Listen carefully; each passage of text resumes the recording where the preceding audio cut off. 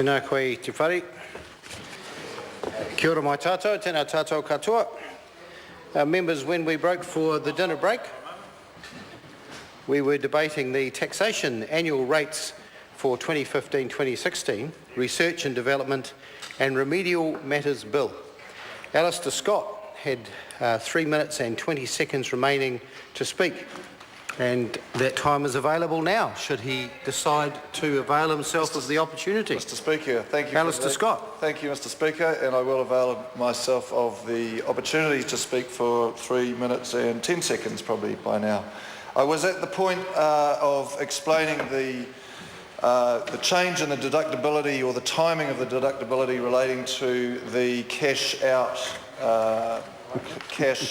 of research and development tax losses, whereby under the current legislation I'd explained the situation for large businesses being able to offset research and development costs against their income streams.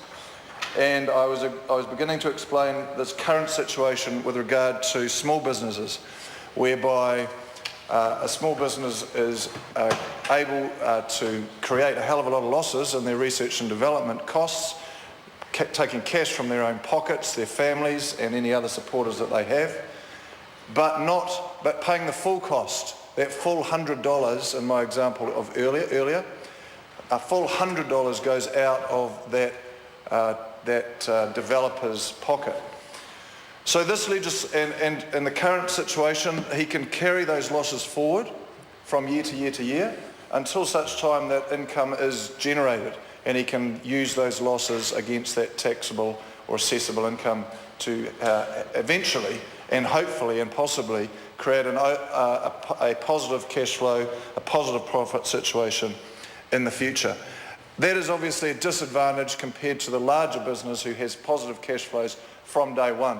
So this legislation enables the investor or the research and developer to take those $100 losses in our example and collect that $28 as a rebate, as a tax credit.